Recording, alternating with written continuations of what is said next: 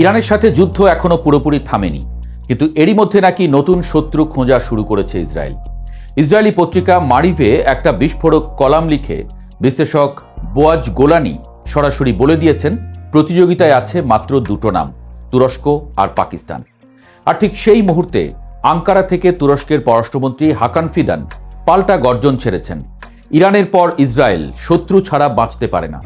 বিশ্লেষকদের মতে মধ্যপ্রাচ্যের এই নতুন যুদ্ধের সংকেত এখন আর শুধু আরব মরুভূমিতে সীমাবদ্ধ নেই, আগুনের লেলিহান শিখা ছড়িয়ে পড়ছে ভূমধ্যসাগরের নীল জলেও।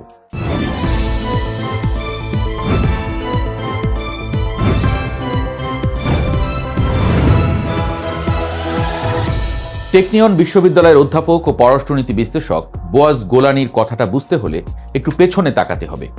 ইরান 3 দশক ধরে ইসরায়েলের সবচেয়ে বড় শত্রু হিসেবে মধ্যপ্রাচ্যে তাণ্ডব চালিয়ে এসেছে, কিন্তু ইরান ইসরায়েল যুদ্ধ সেই অধ্যায়টাই শেষ করে দিয়েছে। মার্কিন ইসরায়েলি হামলায় ইরানের সামরিক শক্তি মাটিতে মিশে গেছে, অর্থনীতি দেউলিয়ার দরজায়। ফলে যে শূন্যস্থান তৈরি হয়েছে সেটা পূরণ করার দৌড়ে আছে দুটো দেশ, 85 মিলিয়ন জনসংখ্যার তুরস্ক আর 240 মিলিয়নের পাকিস্তান। গোলানির সতর্কবার্তা ছিল পরিষ্কার, এই দুটির মধ্যে কোনটা সামনে আসবে সেটা ইসরায়েলের হাতে নেই, কিন্তু দুটো পথই প্রায় সমান বিপজ্জনক। তুরস্কের নাম কেন এই তালিকায় সবার আগে? কারণটা পুরনো এবং একই সঙ্গে তাজা। 1949 সালে তুরস্কই ছিল ইসরায়েলকে স্বীকৃতি দেওয়া প্রথম মুসলিম সংখ্যাগরিষ্ঠ দেশ। দশকের পর দশক দুই দেশের মধ্যে সামরিক ও ব্যবসায়িক সম্পর্ক ছিল গভীর, কিন্তু 2010 সালে মাভি মর্মরা জাহাজে ইসরায়েলি কমান্ডোদের হামলায় 10 তুর্কি নাগরিক নিহত হবার পর সেই সম্পর্কে ফাটল ধরে। গাজা যুদ্ধের পর সেই ফাটল পরিণত হয়েছে গভীর খাদে। এরদোয়ান নেতানিয়াহুকে সরাসরি এ যুগের হিটলার বলেছেন, আর ইসরায়েলের সাবেক প্রধানমন্ত্রী নাফতালি বেনেট পাল্টা ঘোষণা দিয়েছেন তুরস্কই নতুন ইরান। 2026-এর ইরান যুদ্ধে এই দূরত্ব আরও বেড়েছে। এরদোয়ান মার্কিন ইসরায়েলি হামলাকে আন্তর্জাতিক আইনের লঙ্ঘন বলে নিন্দা জানিয়েছেন। ইরানি জনগণকে বলেছেন প্রতিবেশী ও ভাই। ইসরায়েলের কাছে এটা আর সেফ কথার কথা নয়, এটা পক্ষ বেছে নেওয়ার সরাসরি ঘোষণা।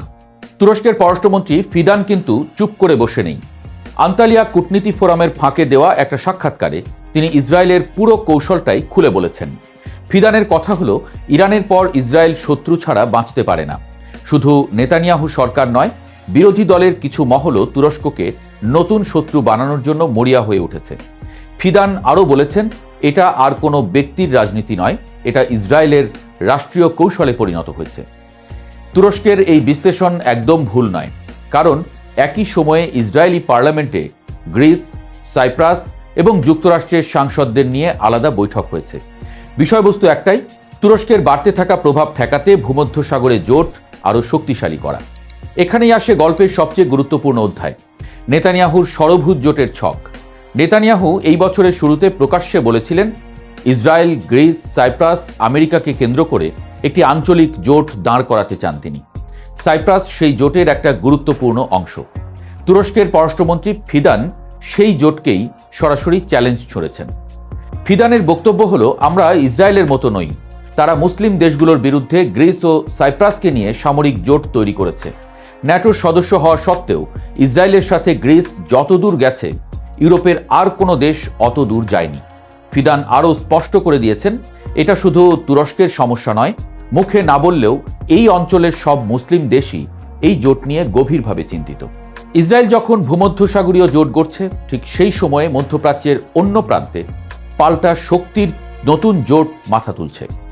তুরস্ক, সৌদি আরব ও পাকিস্তানের মধ্যে একটা ত্রিভুজ প্রতিরক্ষা চুক্তির আলোচনা এখন শেষ পর্যায়ে এসে ঠেকেছে বলে ব্লুমবার্গ জানাচ্ছে। একজন সৌদি সূত্র সরাসরি সতর্ক করে দিয়েছেন, ইরান ও তুরস্কের পর ইসরায়েল আরব উপসাগরীয় দেশগুলোর দিকে নজর দিতে কতক্ষণ। রিয়াদ তাই সব দিক খোলা রেখে চলছে। সৌদি আরব তুরস্কের সামরিক প্রযুক্তি ও ড্রোন উৎপাদনে বিনিয়োগ করতে যাচ্ছে, আর পাকিস্তানের সাথে কৌশলগত প্রতিরক্ষা চুক্তি আগেই সই হয়ে গেছে। বিশ্লেষকরা এখন দুটো সমান্তরাল নিরাপত্তা কাঠামোর উত্থান দেখছেন। একদিকে ইসরায়েল, গ্রিস, সাইপ্রাস, আমেরিকার ভূমধ্যসাগরীয় জোট, অন্যদিকে তুরস্ক, সৌদি আরব, পাকিস্তানের মুসলিম নিরাপত্তা বলয়। এই দুই ব্লকের টানাটানি ভবিষ্যতে দক্ষিণ এশিয়া থেকে পূর্ব ভূমধ্যসাগর পর্যন্ত একটা বড় মেরুকরণ তৈরি করবে। একদিকে পাকিস্তান, সৌদি আরব, মিশর, তুরস্ক, অন্যদিকে ইসরায়েল, ভারত, সংযুক্ত আরব আমিরাত, গ্রিস। ওয়াশিংটন এই পুরো ছকে একটা অদ্ভুত সমস্যায় পড়েছে। আমেরিকার বিশেষ দূত টম ব্যারাক আন্তালিয়া ফোরামে পরিস্থিতি ঠান্ডা করতে বলেছেন, তুরস্ক ইসরায়েল উত্তেজনা আসলে কথার লড়াই, সত্যিকারের সংঘর্ষ নয়। ব্যারাকের মতে জ্বালানি নিরাপত্তার স্বার্থেই দুই দেশের একসঙ্গে কাজ করা দরকার, কারণ তুরস্কের মধ্য দিয়ে তেল, গ্যাস আর ইন্টারনেটের কেবল যায়। কিন্তু বাস্তবতা হলো, ট্রাম্প একদিকে ইসরায়েলের সবচেয়ে বড় সামরিক মিত্র, অন্যদিকে এরদোয়ানের সাথে তার ব্যক্তিগত সম্পর্কও ভালো। এই দুই মিত্রের মাঝখানে পড়ে আমেরিকার কূটনীতি এখন তীব্র চাপে। পাকিস্তানের প্রসঙ্গটাও কম গুরুত্বপূর্ণ নয়। গোলানির বিশ্লেষণে পাকিস্তানকে তুরস্কের প্রতিযোগী হিসেবে দেখানো হলেও বাস্তবে দুটো দেশ বিপরীত দিকে নয়, একই দিকে হাঁটছে। ইরান আমেরিকা যুদ্ধের মধ্যস্থতা করে ইসলামাবাদ আপাত দৃষ্টিতে নিরপেক্ষ মধ্যস্থতাকারীর ভূমিকা নিয়েছে, কিন্তু আটলান্টিক কাউন্সিলের বিশ্লেষক মাইকেল কুগলম্যান মনে করেন পাকিস্তান আসলে নিরপেক্ষ নয়, এটা একটা সুচতুর কৌশলগত অবস্থান মাত্র। পাকিস্তানের প্রতিরক্ষা মন্ত্রী ইসরায়েলকে মানবজাতির অভিশাপ বলে যে মন্তব্য করেছেন, তা ইসরায়েলের কাছে স্পষ্ট বার্তা, ইসলামাবাদ কখনোই সত্যিকারের নিরপেক্ষ মধ্যস্থতাকারী নয়। জার্মান পত্রিকা ডি ওয়েল্ট সরাসরি প্রশ্ন তুলেছে, ইরানের পর কি ইসরায়েল তুরস্ককে আঘাত করবে? সেই প্রশ্নের উত্তর এখনও অনিশ্চিত, কিন্তু ইঙ্গিতগুলো ভয়ঙ্কর। দুই নেতার ব্যক্তিগত বিদ্বেষ এখন রাষ্ট্রীয় নীতিতে রূপ নিয়েছে। তুরস্কের আদালত নেতানিয়াহু সহ ৩৫ ইসরায়েলি কর্মকর্তার বিরুদ্ধে ১০০০ বছরের সাজার মামলা ঠুকে দিয়েছে। ইসরায়েলি কনসুলেটে হামলা, গাজা ফ্লোটিলা নিয়ে দ্বন্দ্ব, সিরিয়ায় পাল্টাপাল্টি প্রভাব বিস্তার, সবকিছুই একটা বিন্দুর দিকে এগোচ্ছে।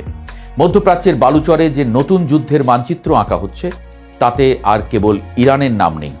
এক সময়ের ঘনিষ্ঠ মিত্র তুরস্ক ও ইসরায়েল এখন পরস্পরের চোখে চোখ রেখে দাঁড়িয়ে আছে, মাঝখানে শুধু একটা স্ফুলিঙ্গের অপেক্ষা।